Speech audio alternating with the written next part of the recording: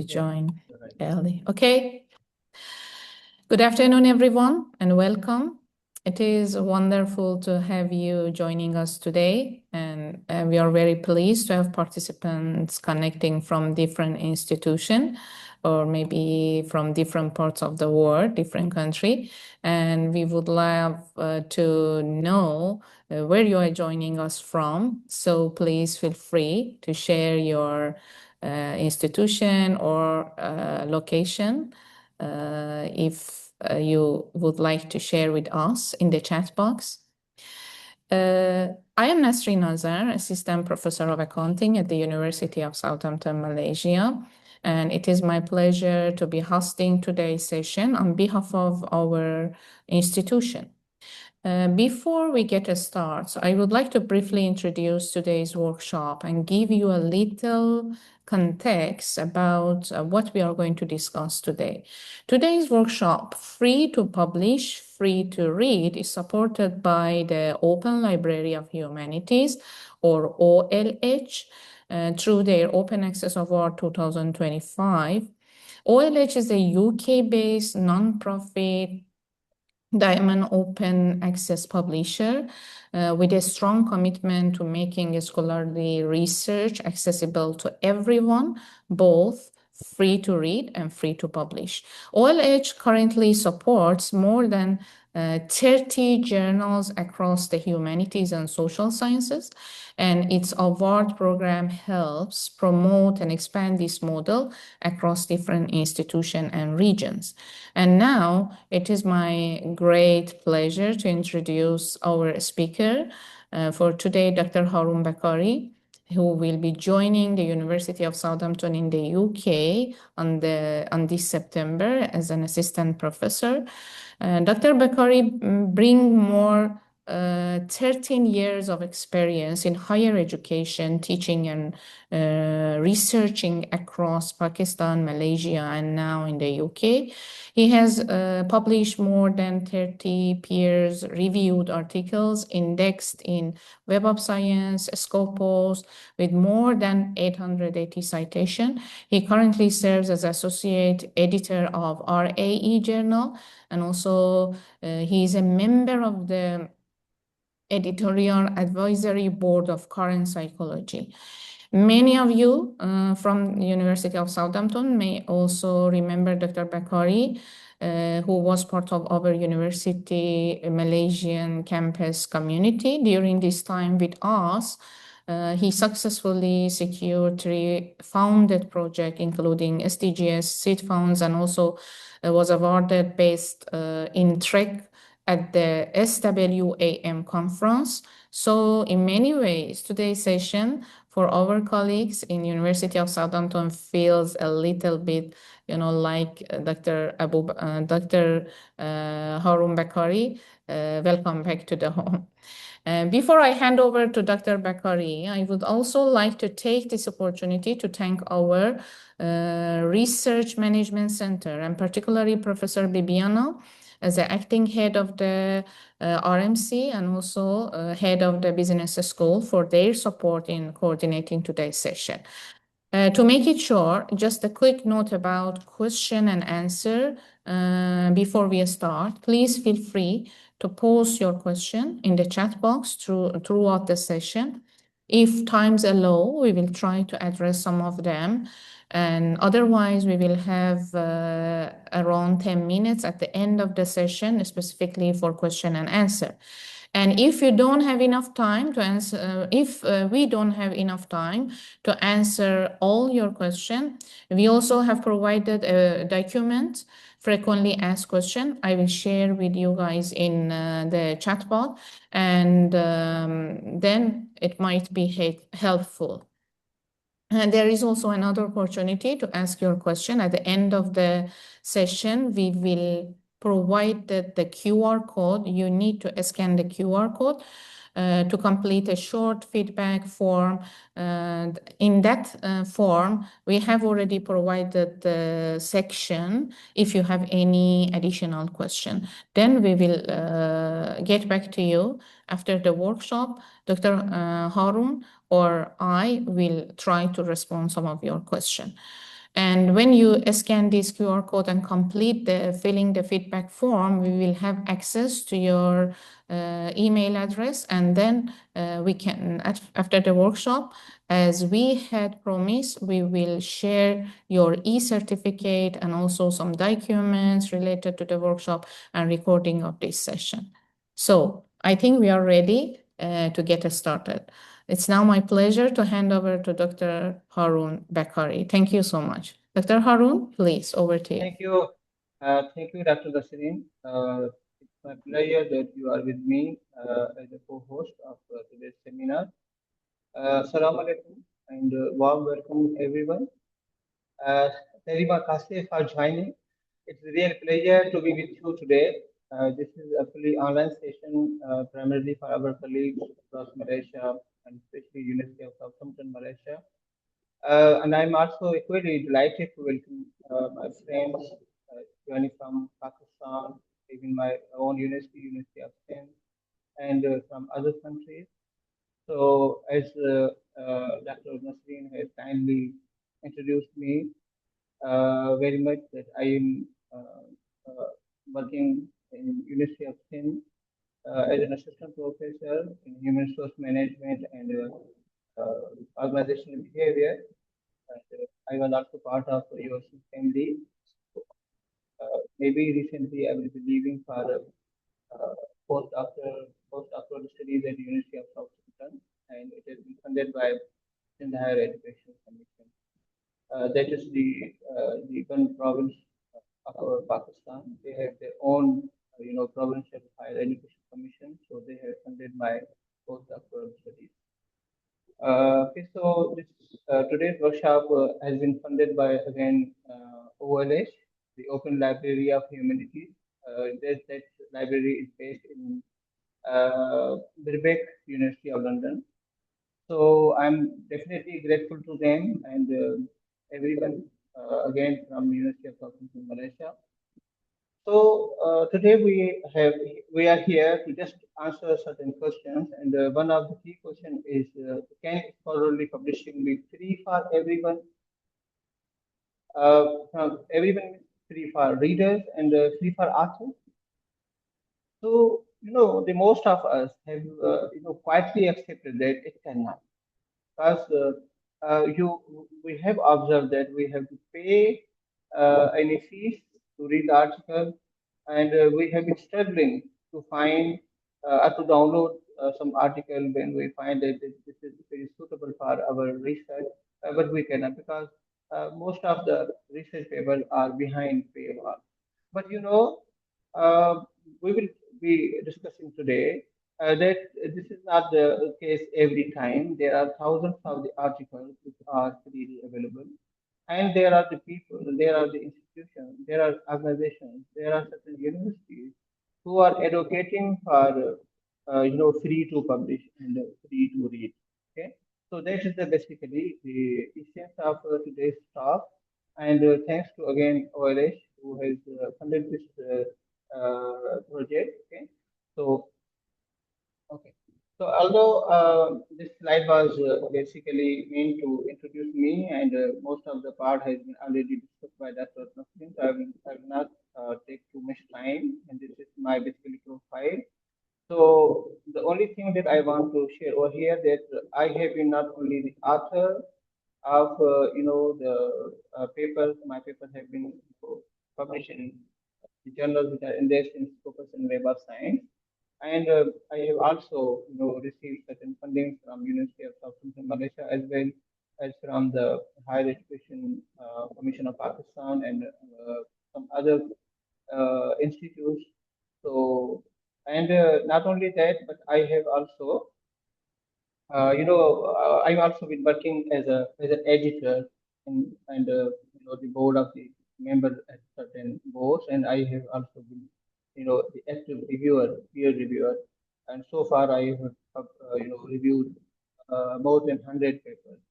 So the thing is, as an author, as an editor, as a reviewer, I have felt this thing that and the scholar from middle income countries like Pakistan, I have been personally facing the issues of access to the scholarly content, the published papers, and so on. So that's why I was deeply and personally interested in conducting this seminar and working with this project. Okay, so that I want to advocate, I want to educate the people for the publishing models that allow readers and authors to read and publish freely.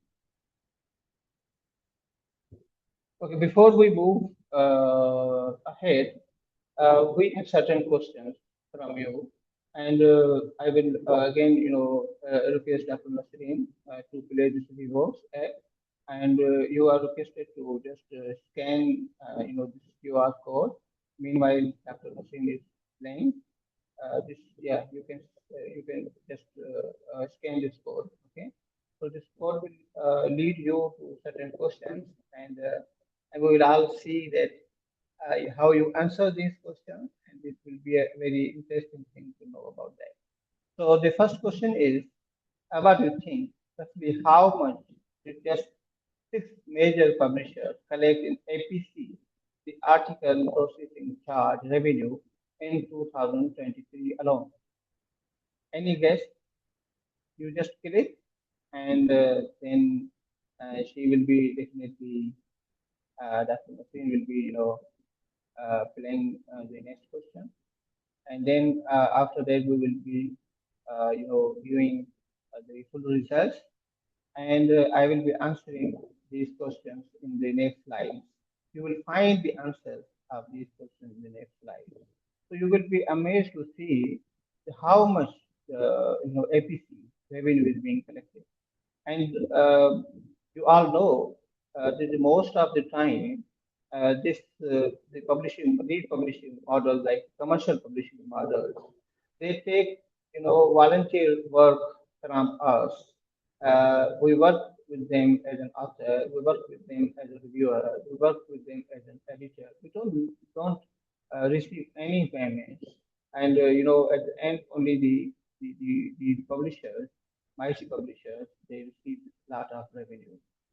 So join this activity by just scanning this QR code, and you will find the interesting answer.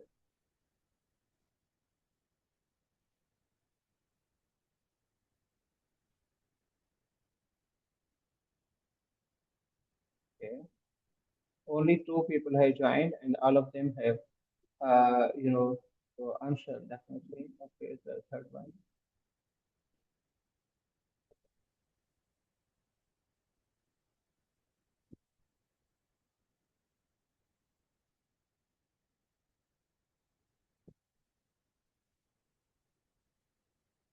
Okay. Uh, yes. 50% said the 900 million, and 50% said the 10 million. Okay, we will. Okay, the next question, because I will not answer over here. I will think that what do you think about it, and you will find the answers in next slide. That's again, a surprise for you, or a point of interest for you to know how much revenue these are getting. So the next question is, what is the one thing that makes a journal diamond open access? Because we are talking about the diamond open access. You might have heard the word open access. You might have some of you might have heard the word diamond open access. So what do you mean by that? So there are four options. One is it has the highest impact factor net fee. Okay, so the second thing is no fee for the readers and no fee for authors. And third one is it's funded entirely by one government or one institute or something like that. And these it only publishes special collections. So what do you mean by diamond open access? Any answer? Any guesses from your side? Yes.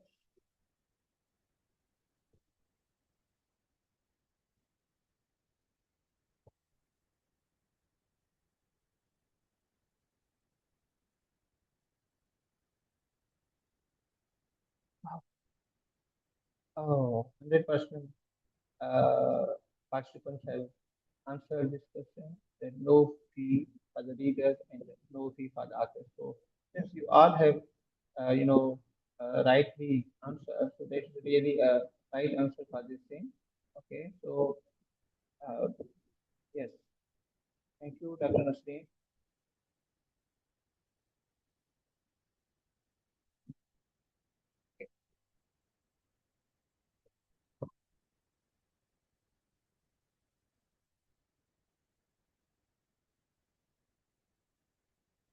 So you know what? Here's the problem. Because I suspect many of you have felt it personally, as I discussed that I have felt personally. So you must picture this. You find the perfect article for your research, okay? And you think that this research article will help you framing the research gap. This research article is good thing that I can use to answer any query from the reviewer, okay? And that is very crucial because sometime when you have spent a lot of time, writing the article, submitting to the journal and waiting for their review, and then reviewer asks something, justify one point in your article, and you just find out some reference for it, and you find that yeah, this article is here. So, but you need to read it fully so that you can comprehend what's the issue and you can frame your justification. The thing is, you face the problem that that particular article it's is behind a paywall. Okay? And okay, you say that okay, I can pay, and you find that you have to pay around sometimes 30 or 40 or $50 to read one single article. Okay? So you can some people can pay for few articles, but when you are writing a literature review, a systematic literature review, you have to read lot of articles. So you cannot pay for each article, okay, because this is huge fee for one single article. Okay, so this is the first law when you as a reader is law. Okay. So now the second is you want to publish your own work in a good open access journal. You want publish in a journal that's open access. It means it's free for the reader because you don't want to put other readers in a lock as you have faced. But now thing is those journals who say that we are making our articles free for readers, they also charge you a huge article processing charge. Okay. So the thing is this is basically the stake in life because these commercial publishers they have to charge around 2,500 to 3,000 US dollars to publish a one single paper. And sometimes for some journals, it is $11,000 or $30,000 as well because some of the top articles are charged too. So the for most of us, especially in this region, there can be more than a month's salary. So look at the track. As a reader, you can't afford to get it, and as an author, you can afford to get out. So here you are locked twice. Okay, so you can use this chat and see that how many of you have hit a paywall in just last month. Okay, so this is not a personal failing. So if you cannot pay for an article, it does not mean that you fail, but it is due to a broken system, and that broken system that can be changed, that can be fixed.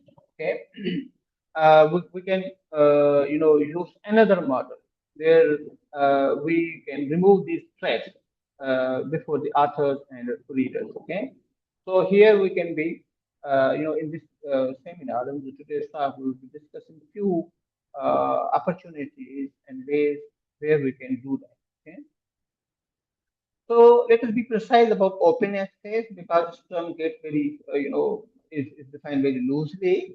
Open access simply means the research that's free to read online, or you have the right to download it and share it. Okay? And crucially, does that mean when we say open access, does not mean any sort of gray literature or anything that is means the lower quality, or it means you are just skipping peer review. No, we advocate for a model where there is a review for the open access journal is exactly same and exactly as rigorous as for any other commercial model. But the thing is, we just want to change the funding model. Okay, so now not all open access is equal. There is a spectrum, and the key question is that separate the type is simple. Who pays? Okay, so if you keep your eyes on this table, first thing is green. So what do you mean by green?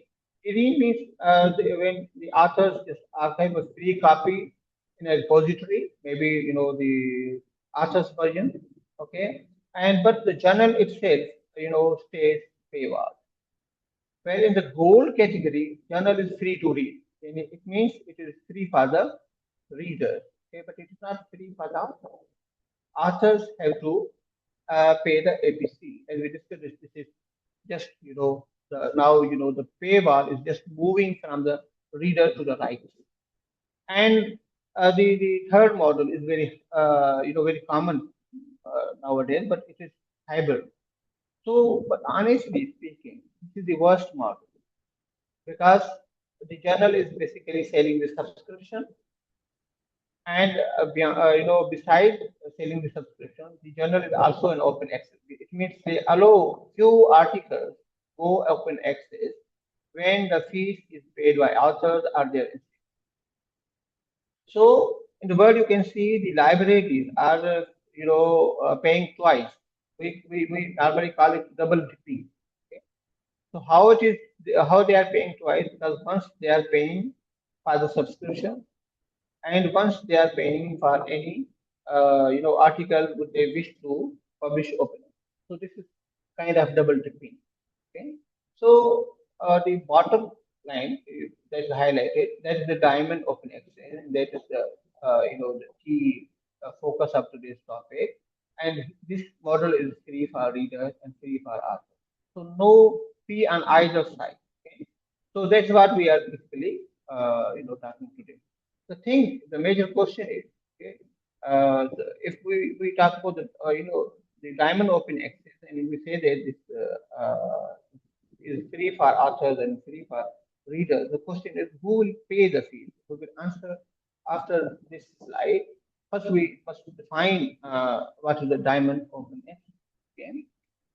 So diamond open access means sometimes it is called also the platinum, and it is scholarly publishing that is free to read and free to publish in, no subscription, no APC, no fees on either side.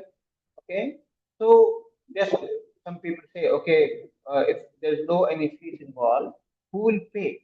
Okay, when author is not paying, the library is not paying, and then who is paying? The thing is, they use a simple model, as a publishing model, in which some libraries or some organizations, they find they develop some consortia, and they basically carry these costs collectively.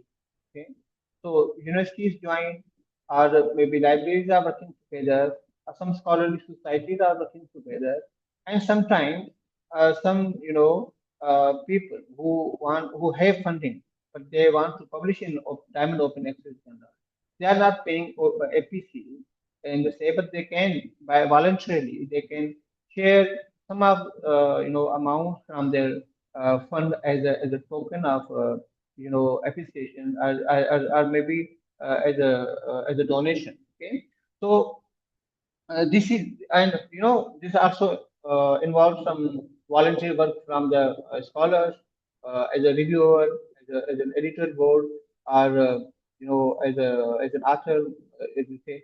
Okay, so all this volunteer work we are actually and already doing for the commercial model. Okay, so here these diamond open access model also invite people to do some volunteer work.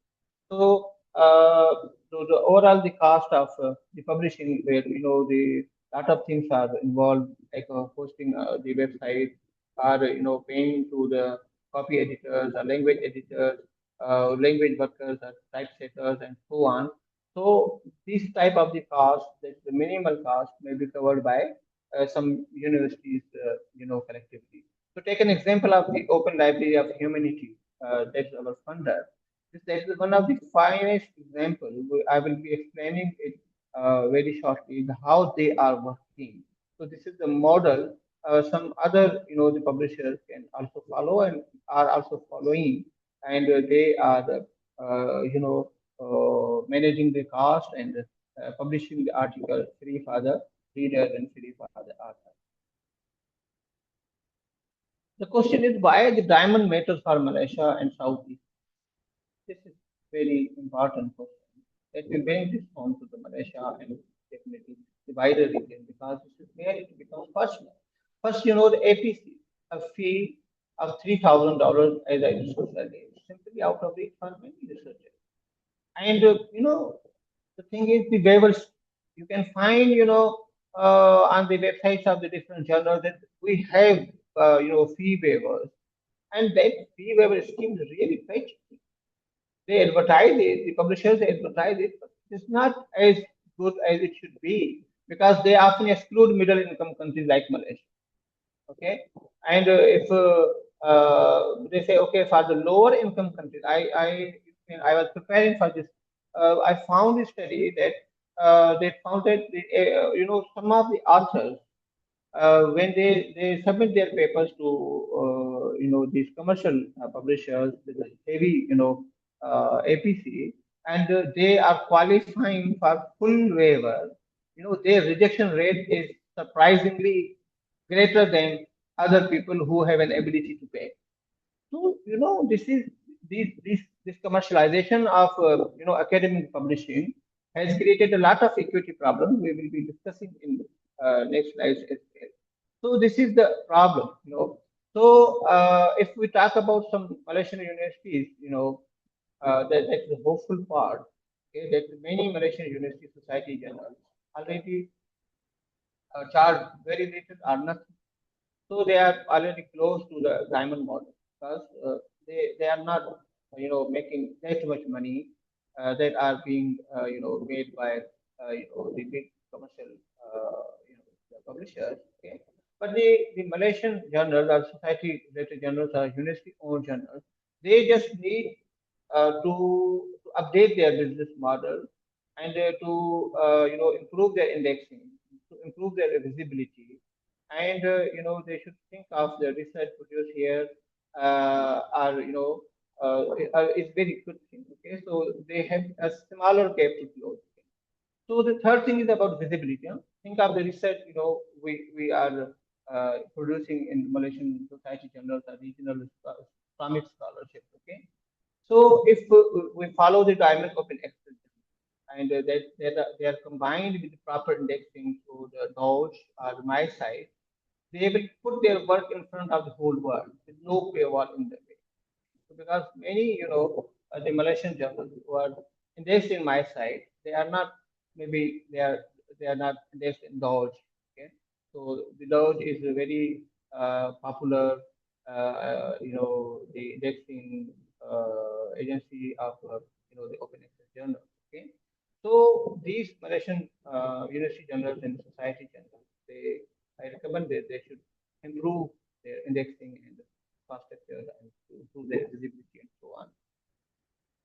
Okay, the fourth thing is about fairness. The thing is, sometimes in even Malaysian universities, the scholars have access to the funds. Okay, but these funds are very limited, and they are limited to the senior professors who might have some funding from FRGs or other funding agencies. But the postgraduate students are the early career researchers. They are disadvantaged. Okay, so if they don't have the APCs, they cannot publish their papers in what you say high rank journals run by the commercial publishers. So the thing is, there are certain movements. They propagate that these these scholarly work of these early career researchers should be judged on the quality of their work, not on whether they can pay to publish. Okay, because their ability to pay should not be equalized with quality. Okay? So if they cannot pay, it does not mean they cannot produce the quality. Okay, so that is something the Malaysian universities, societies, and other the publishing ecosystem must consider. Okay, okay. If we talk about this open access movement, and we must begin from 2002 with the Budapest Open Access Initiative, where this term was first defined. Okay, then we see that in 2015, it is a pivotal year when the Open Library of Humanities was launched, and in the same period, the entire editorial board of a leading linguistic journal, Lingua, which was handled by FHEA, okay, they resigned from the FHEA and they relaunched a free diamond journal called Gloss. So the whole board, including editors, including a member of the board, they just worked out together. And you can see another movement that is, really popular in Europe. In 2018, the major funders, they launched Plan S, okay? And they required that, any research outcome of any funding should go open access without any embargo. Okay? So in 2021, UNESCO also adopted its open science recommendation, signed by over 190 countries. Okay. So another thing happened in the same year, there was a landmark study on the Global Diamond Open Access Action Plan. They also launched to build shared infrastructure and capacity. And that phrase, also the capacity building, is also exactly why we are here. So finally, you can see today, the OLH and other, models are also working on promoting diamond open access and standardizing it. Okay, so this is basically getting a very popular thing. So I will explain some of a few terms that I have here, like plant S and demos in the next slide. Okay, so if we talk about the coalition S and plan S, okay, so this is basically an alliance of major research funders, okay, and these funders include, WHO, UKRI, and welcome, and all others. So they mandated the immediate open access for the research they pay for. It means if they are funding for any project, they make it compulsory that any research outcome should be published in open access journals, and that should be free for the readers as well. Okay. So Plan S is their policy. And UNESCO recommendation on open science basically has adopted by 190 plus countries in 2000. This is the first global and government level standard frame. Okay? And CORA is basically the Coalition for Advanced Research Assessment. That's something very interesting, and it is a different fight from the other. So it is about how the research judged and how it is published. Okay. So everyone, is talking about metrics, about impact factors, about indexation, in Web of Science, ABDC, and ABS ranking, and so on. So this, CORA, they fight. They say that this, they have 900 plus institutions. They have pledged to drop impact factor as a metric. Okay, so including University of Bristol and others. So you can see the signatories on this link. I will be sharing this. It's very interesting. So the universities across the globe, they are pledging that they will be in the assessment, like in promotion decisions and in other assessment when the research publications are made compulsory, they will not see the impact factor or prestige factor, but they will see the quality of the research itself. Okay, not the where it is published. Okay, or what is the prestige of the journal, but they will see that what is the importance and the quality of the research itself. So this is the point of the talk by this Quora model. Okay. Another thing are the DAOs and the demos. So these are European Union funding projects. They also they fund for the building diamond open access center. Okay. So this is again a quality benchmark, and especially for the diamond journals to make them free and rigorous as well. Okay, so it does not mean that when you are free, it means you are such a lenient that you skip any peer review or any quality control and so on. And that's not the case. Okay, let us make this concrete with a live sample about our funder, that's Open Library of Humanities. It was launched in 2015 and it is based in Birkbeck University of London. And it was initially started by two academics, okay, and with the foundation grant. They have the foundation grant from Mila, I guess. So the clever part is that how it's funded. Okay. Very important thing, as I discussed earlier, that it's a library partnership model, but it is a library partnership model. How around 350 libraries worldwide each pay a modest annual fee, okay, and that fee is like a membership fee, and that's it. No authors ever charge. There's so many libraries share the cost, each paid only a little. Okay, so if we involve the economics, okay, so one APC at a commercial publisher around £2,500. That's average, okay, because it varies from different amounts. Okay, so why is one article?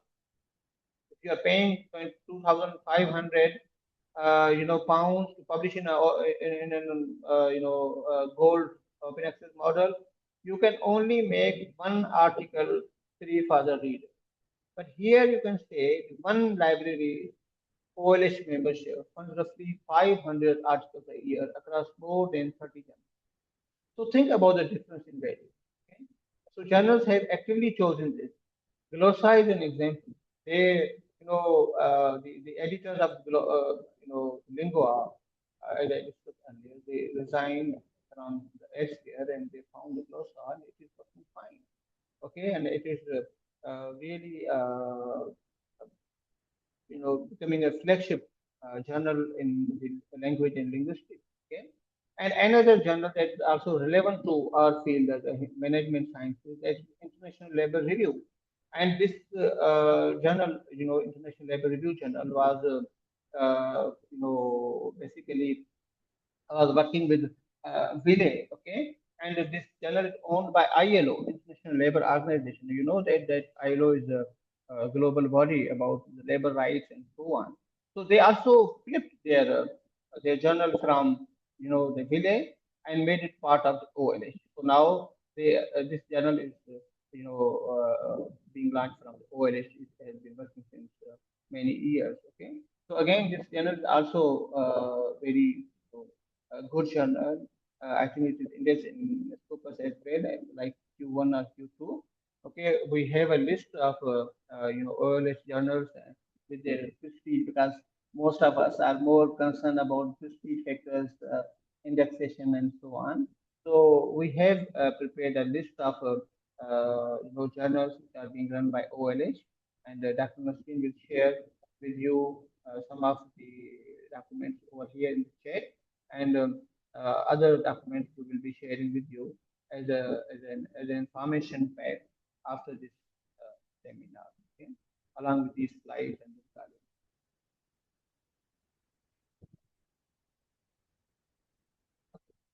So this is again a simple list of the popular journals which are being published by OLH. Okay.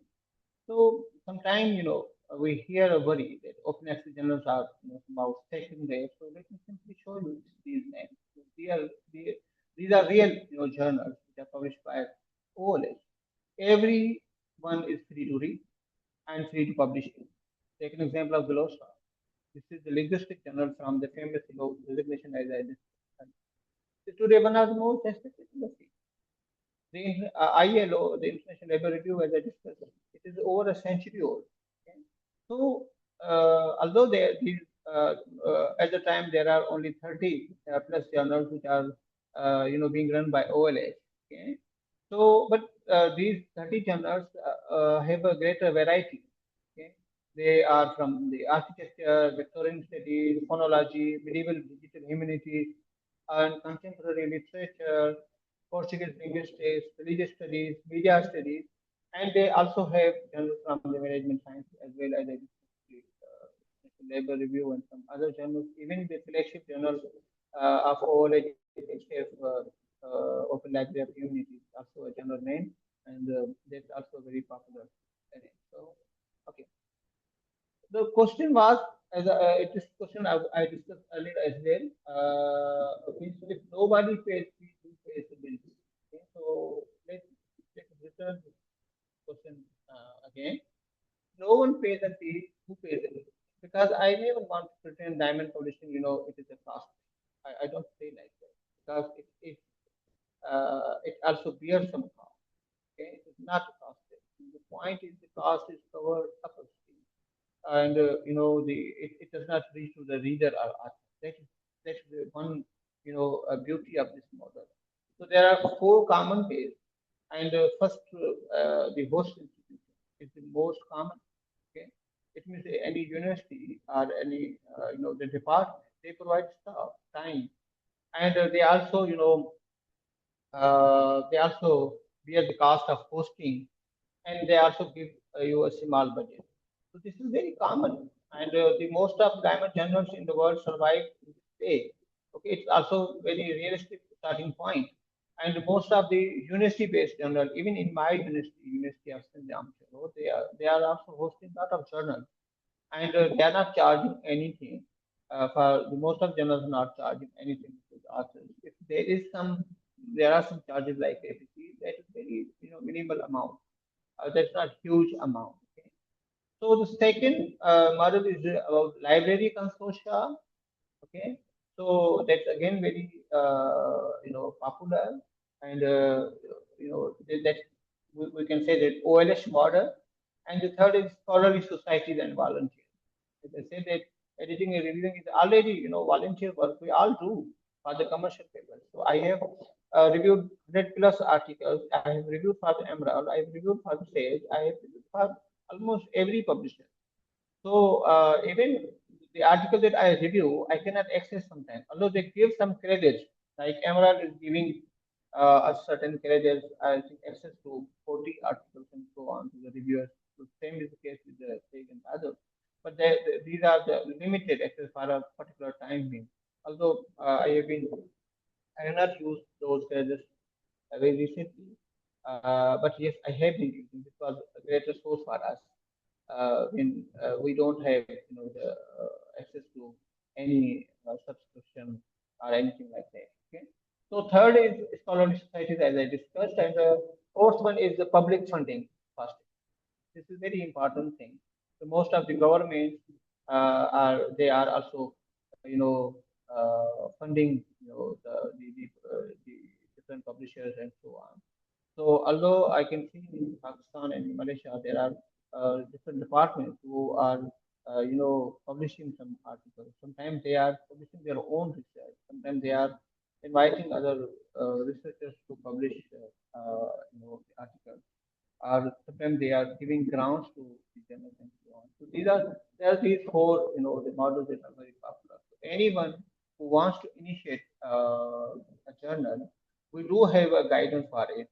Okay? And if you are editor of your own journal, if you want to make it, a diamond open access, we do have certain, a simple guide for you, and we will be sharing it with you in the time. Meanwhile, if you have any questions, you can ask. You can reach out in the chat, and you can,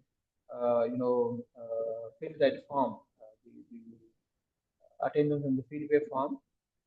We will be sharing with you the links of that in the chat, and also the at the end of the slide is also a QR, and you can use that model as discussed by Dr. Nasrin, and you can ask questions. We can support and we can guide any people who want to run their own journal or fill this journal to they have already established journal to examine open access model, we can support, we can guide, and we can have fun. If we don't have fun by that thing, but we can guide. So let's talk about some tools. Okay? So if you are running a journal, how do you actually run a journal? That is a very important thing because you need some software. And the base tools you can see are free and open source. So we are just discussing three over here. First is Open Journal System. That's very popular, and it was built by Public Knowledge Project in Canada, and it is running since 2001. It powers over 25,000 journals, and definitely it is the workhorse for the global south. And this is being used to handle submission, review, editing, publishing, and so on. The second, and this is the one I especially want Malaysian colleagues to know, that MyGem, Malaysian General Management System. Very important. It is again very, your Malaysia's own and free platform. It is, built on OGS type thing, and it is freely provided by Ministry of Higher Education, and uh, this they handle this. The ministry handles this through what we call the My Site, Malaysian Citation Center, and so on. So it feeds directly into my journal and my site index. Okay. So if you are a Malaysian journal, this is your natural starting point. The infrastructure is already there, already free, already government supported. Okay. So the third way, that is the Gen way, and third, the model is the Gen way, the software. It is uh, popularly being used by OLH. It's owned by the OLH. So it is modern, elegant platform built by Open Library of Humanities. Okay, and they are running their particular journals on this. Okay, so I submitted recently a paper using this Genway to one of the journals being run by OLH. I found it that this is very simple, and this is less heavy than the OJS and the other, the submission system and so on. So if you want, you can, try any of, journal that is that belong to your field, okay, and again, that is your within your specific factor or so on, or what is your that matches your, you know, quality criteria, whatsoever factors you use in decision making. I will just invite you to, go and visit that website, and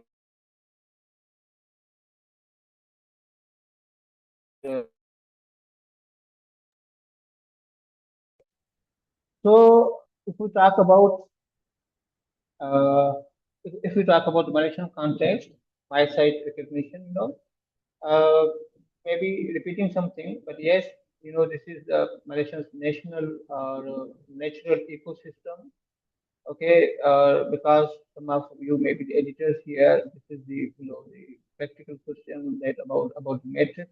So my site, the Malaysian citation index, actually indexes around I guess 290 journals and over 85,000 articles for the my journal system. It is done by Malaysian Citation Center under MOHE. Okay, so the thing is the recognition that matters. It feeds into research assessment through Myra, and it basically is very important for the visibility considered. And major thing is that it's very owned to Malaysia, and that we scholars from other countries also appreciate. That is, these the journals are also best journals for local work. Okay, and when this Myra assessment is part of your promotions and your other assessments, that gives the visibility to the local journal, the local issues. Otherwise, again, this is a big issue. Geographical bias, what we say. And, the most of the journals are owned by the North American region. Okay, so any article that is discussing any topic that is too much local for them, that's not generalizable. That is not relevant to the global society in their sense. Rejection rate is high. Okay, for those type of the topics in the article. So Malaysian government has, done a very right thing to, promote their local work through this Myra system, my site, and so on. That's very okay. But not only that, you don't want to remain local for all the time. So the thing is, the journals which are part of this my site, they need to engage with other indexing agencies like DOAG, Roach, ASEAN Citation Index, and so on. Okay. This is, slide will discuss something we have been discussing about the global shift in the research assessment. Okay, there are four major, the factors that are that we have been discussing in during different slides. But I have, this what we say designated slide for this. So if we why the names of this moment, because I know some of you are thinking, yeah, definitely. Nice principle. My career depends on publishing high impact factor journals. Whenever we, we post on our LinkedIn that our journal has been, or our article has been published in certain journal. Okay, we don't forget to mention their metrics because we are all concerned about not only we, because this is definitely as an author is a matter of sometimes our pride that we have published or we have just won some award or something like that. But what we how or why we do this, because many assessment bodies or selection boards or promotion committees, they are more concerned about these measures. Okay? So this is called a prestige trap sometimes. So this is very important thing. Okay. So another issue for us, collection of advancing research systems, and they have grown to more than 900 signatories in institutions worldwide. So universities, funders, and national agencies who are formally committed to judging research on its own quality. Okay, so they are not focusing upon where it is published. They are focusing that what is the quality of the article. Okay, so definitely they have pledged to ignore the general metrics while assessing any research. So this is basically it's along with population S and plan S as we discussed earlier. So simply the thing is institutions once forced our hand toward commercial journals are now themselves walking away from it. Why? Because for early career researchers and the postgraduate scholars especially, this is a welcome news. Okay, so it means publishing in a rigorous free diamond journals became a safer and more legitimate career choice, not a gamble against the system. So this is something very welcoming news that many institutions and the universities around the globe they are focusing more on the quality of the work.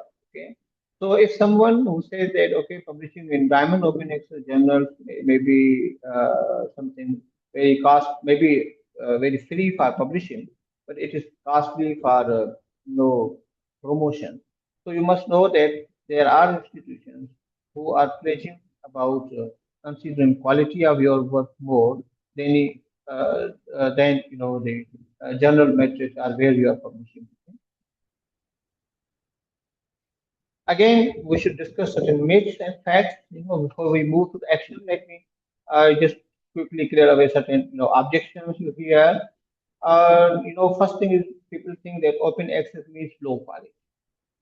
Okay, so, as I discussed earlier, the peer review in open access journal is identical to the any other journal, any other commercial journal. Only the thing that is changing that is the funding or funding model. So Diamond Journal include genuine field leaders like Glossa and other journals as we discussed. Not only in the OLH, 29,000 journals are Diamond Open Access. If we visit Dodge website, we can see that. And I was just visiting over there, and I found that only English language journals were around 17,000. Okay? So I have also downloaded some list from Dodge and list of the journals who are free and the Diamond Open Access. And some of the journals are listed on the are released in the Dodge. They are also being handled by the Emerald and other the popular publishers which we all are familiar with. Okay, so that is not the case. Okay, so this myth that the open access means low quality is not true. Okay, because only the funding model is there. Okay, that is changed from open access journals and the commercial journals. The second thing was the free to publish means predatory. No, in reality, predatory is some journal who's looking for the fees. Okay, so some of you may know that some very popular publishers who are very popular for getting so much charging so much APC, very huge APCs to the authors. They are in some parts of world. These publishers are considered as predatory. Not predatory, it means low prestige. At least you can say like that. But if we go to the that what was it the best list of the predatory journals, okay, all of them, almost all of them are charging APC. Okay, so it means if Diamond Open Access is not charging fee, it means it is not a predatory at least. Okay, so the third myth is no one will find to our site it. Again, this is not true because when you are publishing in a journal that is not paywall, it means all the articles in that journal are freely available.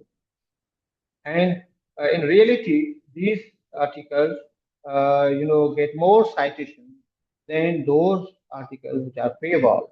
Okay, and especially when the people in middle income or low income countries they conduct the research, they cite more these diamond open access journals than the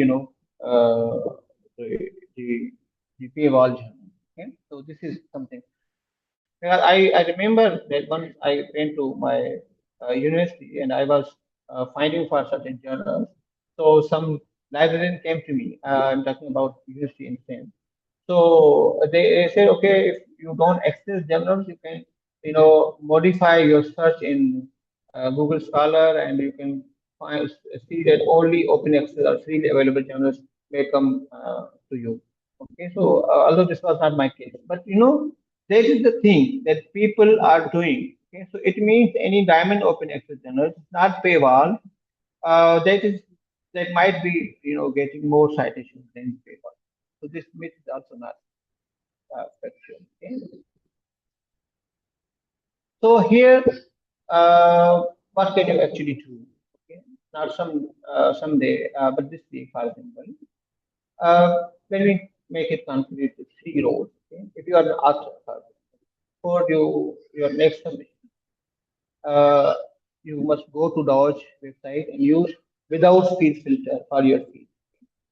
See the quality of diamond option that is used. As I said, I have prepared certain list for especially management sciences journal, HRM, OB, and others. Okay, so I will be sharing that list, but I have also outlined how you can access that knowledge, database or website. Okay, so you can see that you can submit any paper over there, whether those journals match your quality criteria or not. Okay, if you are an editor, so what you can do, for example, basically you can see that whether your journal, can be indexed in those or MySet criteria, and you can also, use change, your workflow by adopting OGS or MyJMS or Genway platforms for your, journal management system. If you are just using some websites to handle submissions, you can shift from that model to that platform to just OGS and MyJMS or Genway and so on. So if you are a librarian, okay, so the thing is, as a librarian, definitely you are the backbone of this whole model. You can advocate for my GMS, hosting at your institution, and you can also guide your researchers to legitimate diamond avenues and, okay, and start a conversation about any consortium support, okay, for example.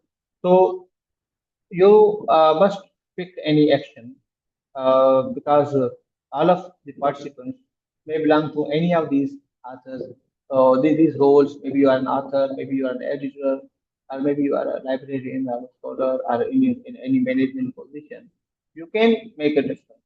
Your idea, your advocacy make a difference, may make a difference because something you do today to make scholarly publication free for authors and free for readers, that will be a great thing to do. Okay,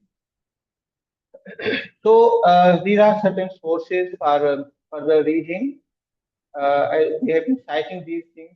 I have included all these in this slide so that you can, at your own time, you can visit and read more about these things.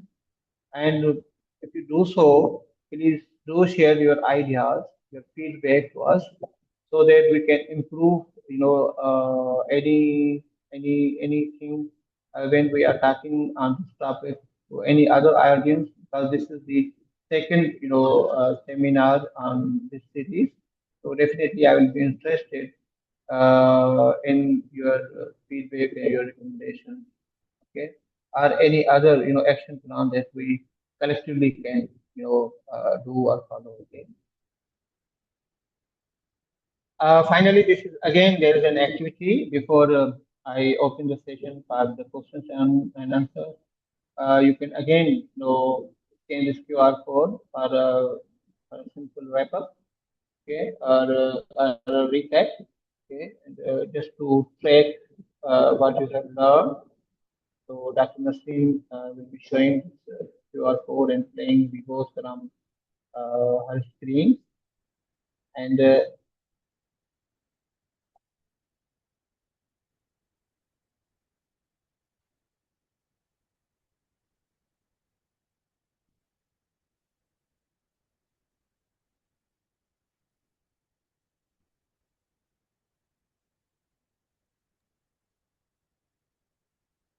Yes, thank you, Dr. Haroon.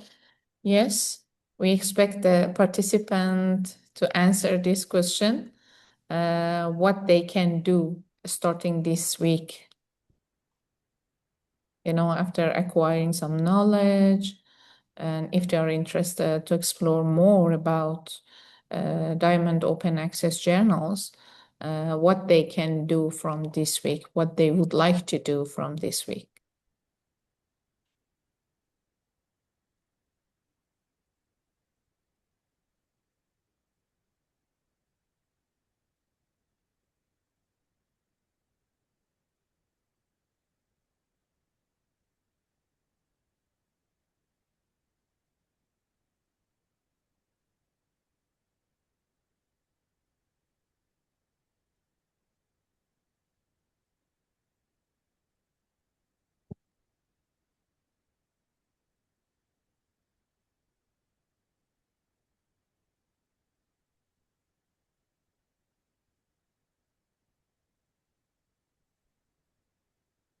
That is great.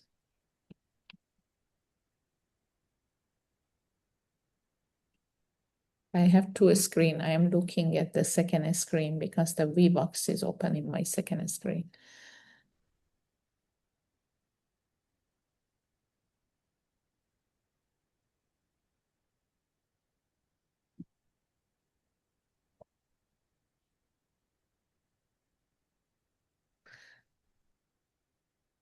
Only two participants are inside the VBox. Is there any issue with the scanning of this QR code to join at VBox?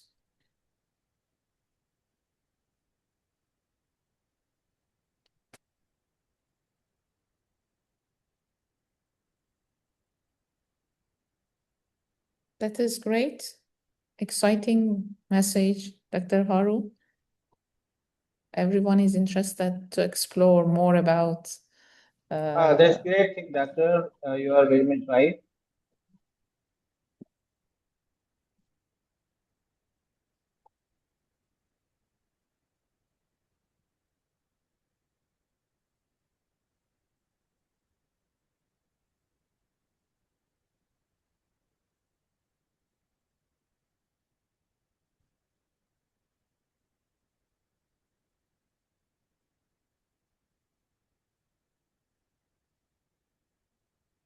Yes, we need to, explore more, Yeah.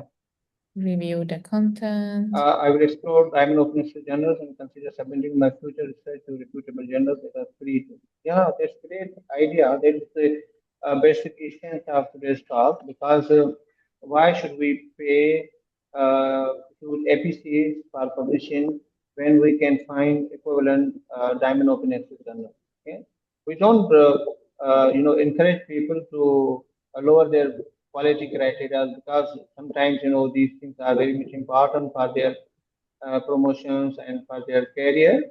But definitely, when you can,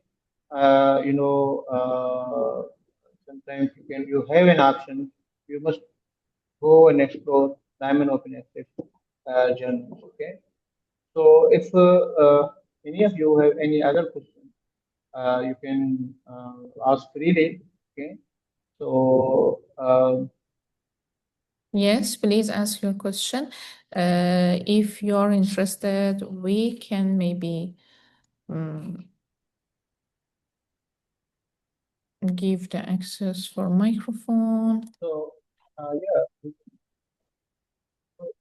So far, definitely we have covered a lot, and let me bring it back to one simple idea. For most of our careers, basically, we have quietly accepted that publishing means pay awards and fees. Okay? So, as some of you has consented and wish that they will explore, the diamond open access journals, so that you are basically at the first you are publishing freely, and other people like us who are, unable to pay huge fees for reading the article, they can read freely. Okay, so that's a great thing. And But there, yeah. yes, doctor, please. Yes. So if you visit, I have posted some links of Doge and OLH in the chat box. I will also be sharing some, some more documents with the participants. Okay. But the OLH also has journal like 30 journals. Okay. So these journals are, as I discussed earlier, are for free for everyone forever, and the tools are free. This diamond open access movement is global, and your state is very small. So it means if we change our thinking that we have to explore some the diamond open access journals for our publications, that will be a fine idea. Okay. So if you don't have any question to ask over Uh, here. yes, some participant, they had some question. Let me Okay. read. Uh,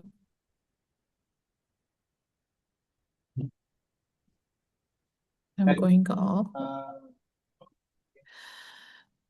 Uh, Is there any research journal in the area of the education or teaching? Dr. Harun, can you provide the file later with some of our participants? Because some colleagues, some participants' expertise is different. Uh, you know, do you have any list we can share with our participants later regarding the which education and teaching? Education and teaching. Yeah, if we visit Dodge website, okay, so they have lot of filters, okay, and these filters you can just find out any articles that you have to select social sciences and then go to the education, okay, and that you can find lot of journals related to education field or education technology or education management. And again, on the ONH website, you can also find some language and linguistic journals that also are closely related to education when you're talking about anything that is related to teaching and teaching languages and so on. So you can also find some journals over there as well. Okay, so Dr. Ali Murray has put the question about what's the best way to find a trustworthy journal that's free. So Dr. Ali, I'm posting the link over here again about DOS and OLH. OLH. Okay. So yeah. Okay, if okay, I can visit and I can show to people how you can access this let me do yeah, it's a great idea that I can show you. This is I hope you can see or hear. Okay, find open access Yes. journals and articles. Okay, so 92 languages and so on. Okay, so if you search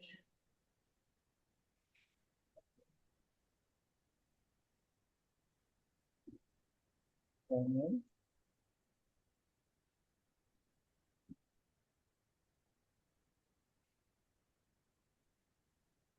I also shared the Excel sheet, including the list yeah, of thank you. our those Okay, so you journalists. can see Yes. over here there are 23,337 index journals. Okay, so here you can see that you can like this filter without fees.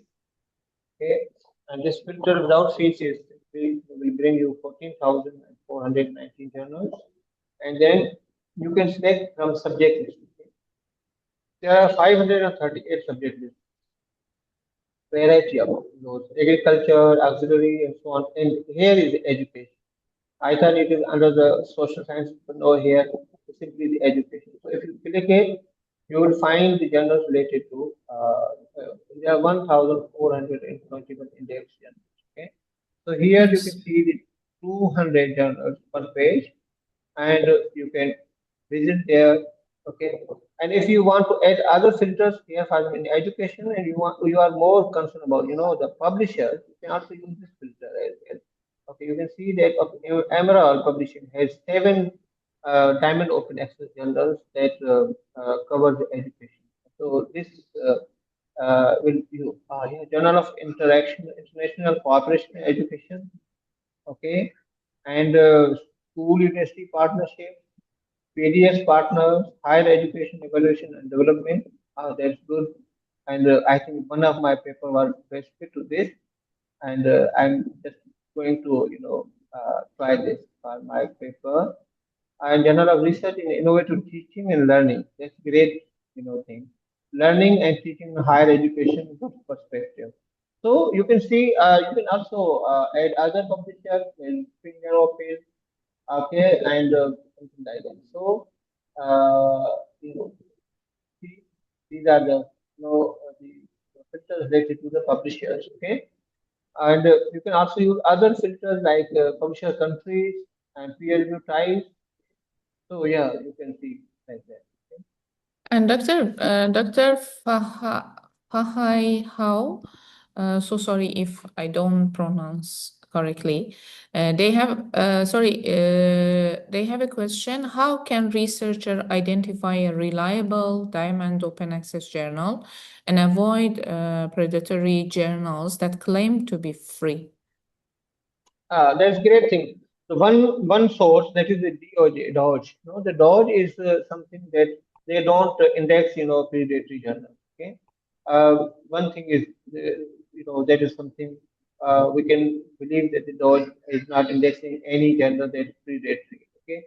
But when we call the predatory journals, there are certain journals that are clone journals. Okay, so that is very important thing that you can, for example, I copy international journal of development and paste it over there, for example. I can find, the clone journal and I can go and visit there. That will be a risky thing. So when you find, you have to click here. The link you follow by clicking from here, there are likely chances that you will go to the right link. Okay. And there are certain other sources like Scopus and Web of Science. You can also see the prestige factor over there. For example, this is the journal, and you visit this website like Web of Science website, and you can see that what is its impact factor. Although we are not advocating for the impact factors, but yes, many of us are more concerned and about impact factors and indexation and so on. So definitely, it's a very important thing, and to know about that. So this website can be used. Okay. Thank you so Just much. just ad is running, and I can show them what is just wait for Yes. this ad to.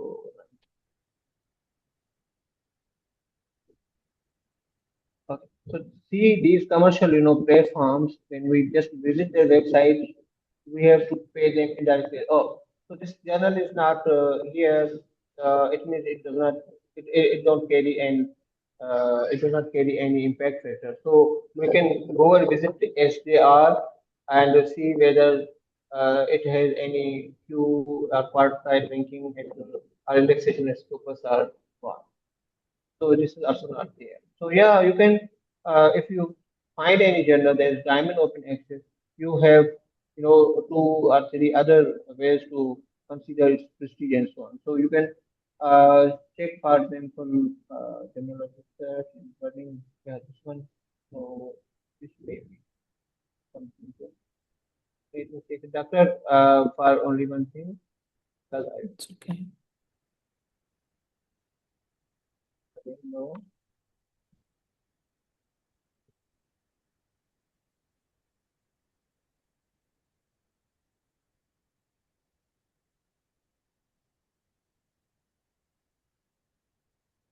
So this platform basically brings you a lot of things, right?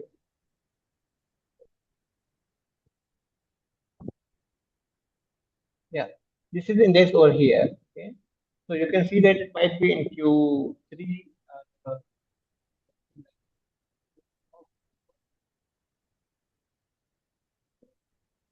This is Q1 journal. Okay, it's otherwise very good journal, and I don't know why it is not here. Maybe some end type things in like this one because this does not carry like this one. No. Okay, it is not here. This journal, for example, it is not here in Web of Science, but yes, it is focus indexed and it is Q1.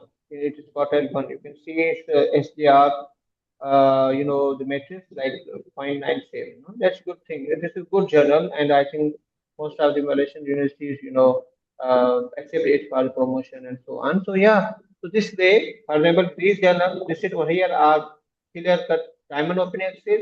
You can verify statistics from these two websites. If you are interested, like in business journal, we are interested in ABDC and ABS ranking. You can also visit over there, what's the category over there. And then you find that yeah, prestige matters, prestige factor matches with my expectation. And then it is diamond open access. Just send your paper and wait. And variety of other factors we also check that from submission to publication, like how much time they take. Yeah, this is criteria that you can follow.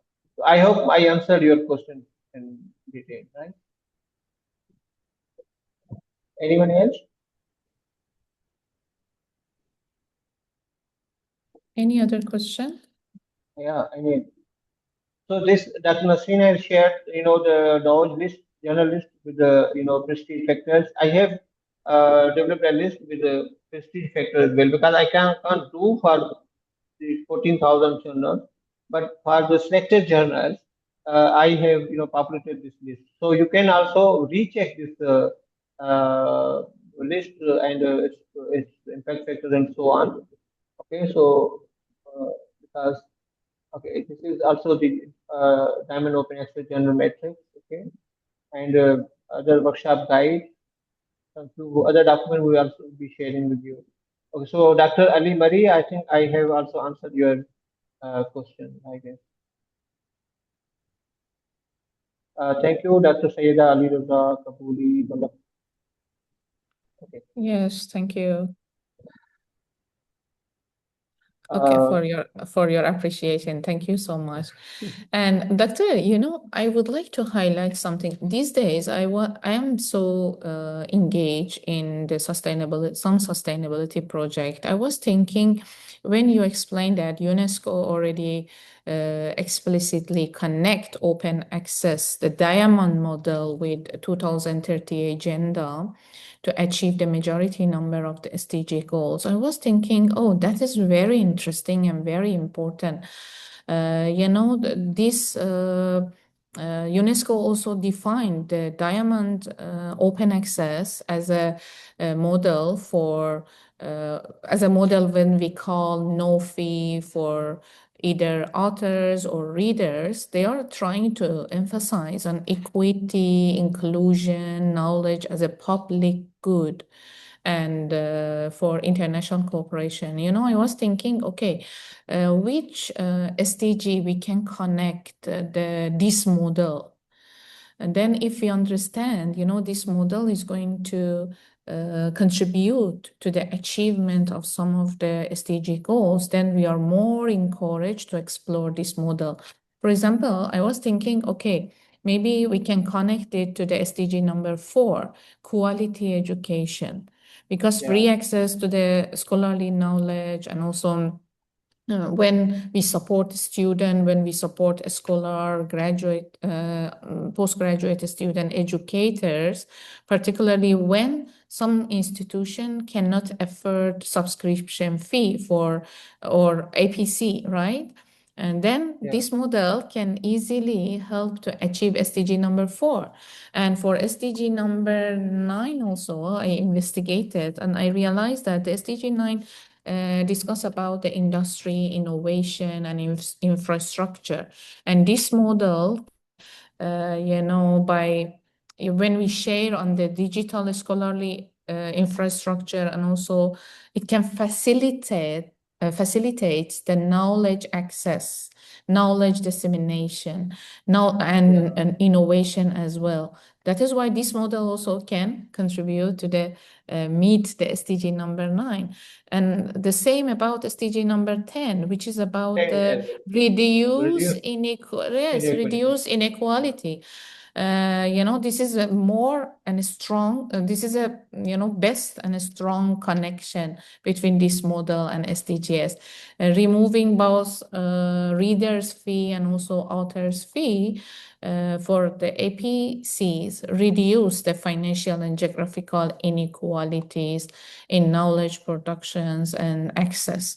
As well as Yes, SDG number 16, which is peace, justice, a strong institution.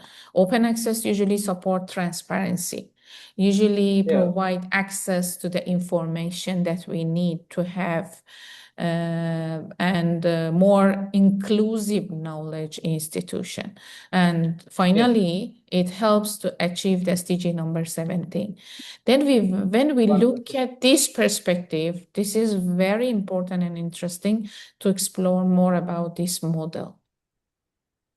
Yes, that's Doctor. Major thing, in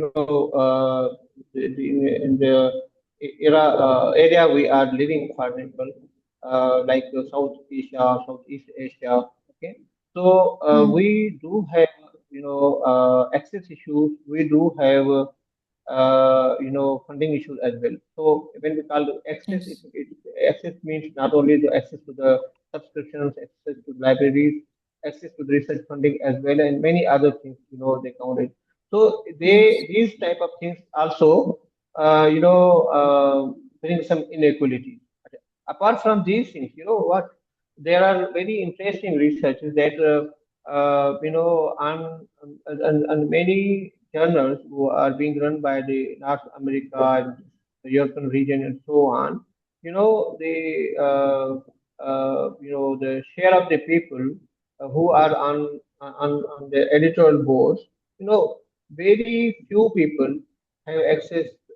Very few people from our region, like Asia and the people of color and so on, have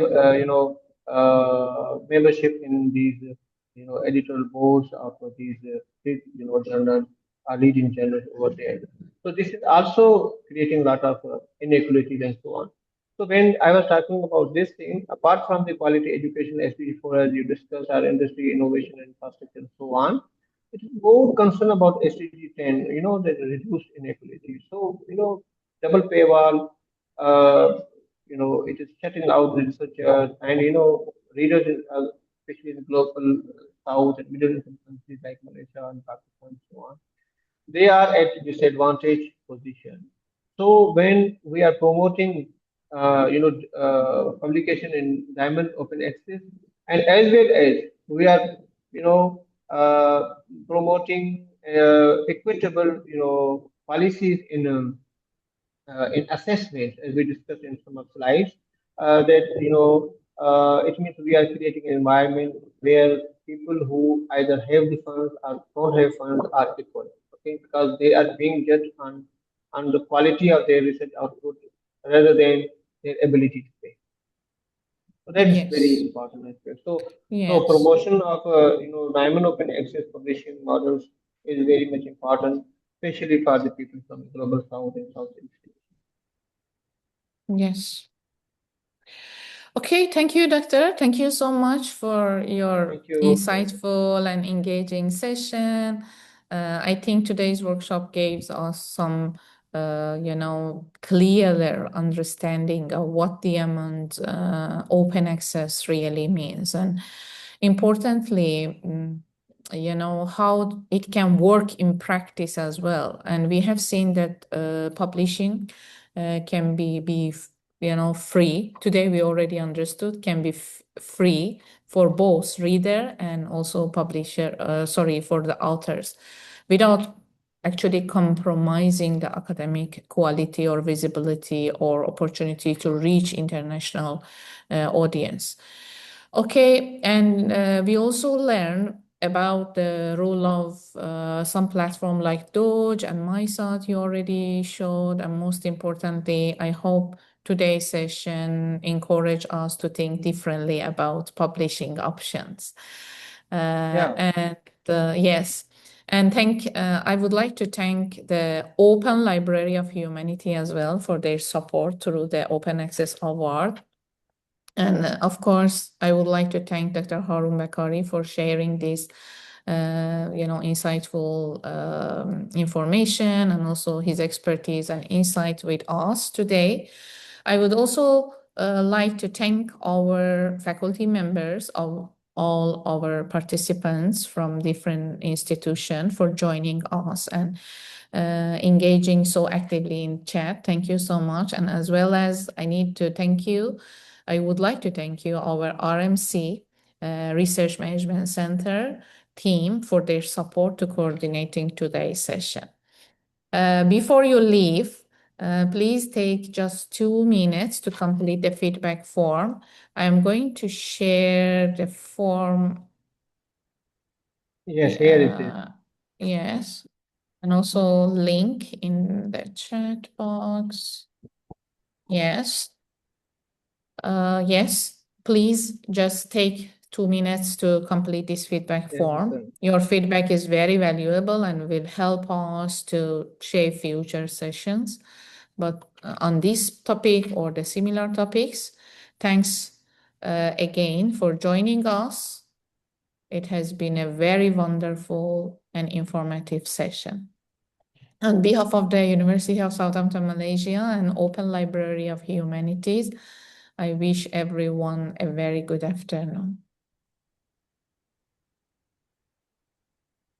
Thank you, Dr. Nasrin. You You're have, welcome.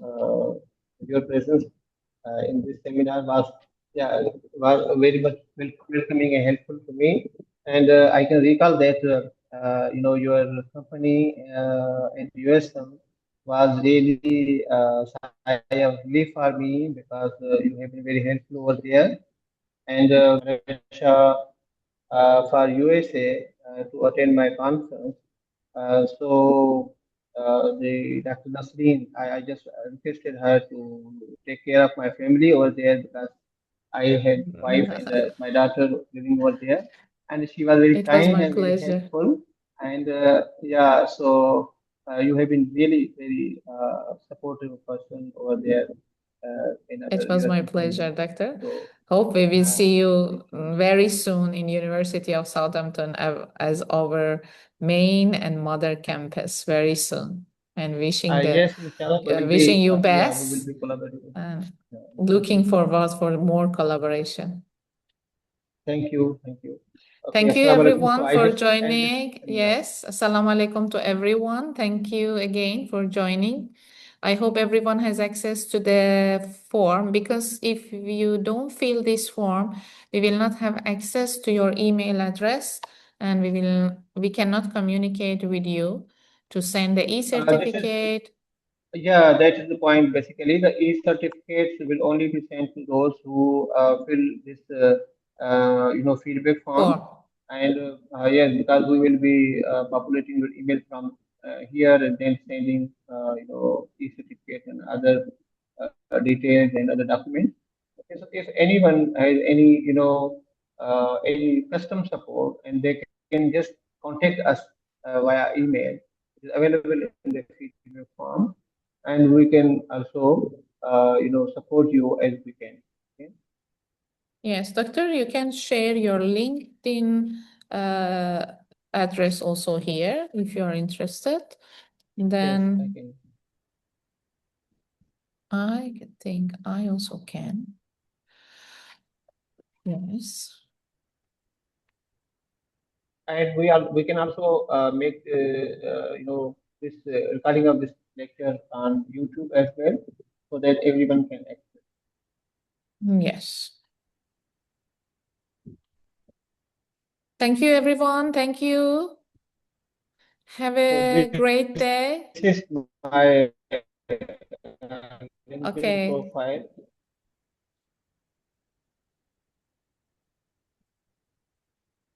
Thank Okay, doctor. you. Thank you. Thank you so much. Assalamu Thank alaikum. you so much, Dr. Haroon. I'm Have a just great I'm just day. hitting the end button. Thank you. It's okay. Thank you, sir. Okay. Thank Bye. you.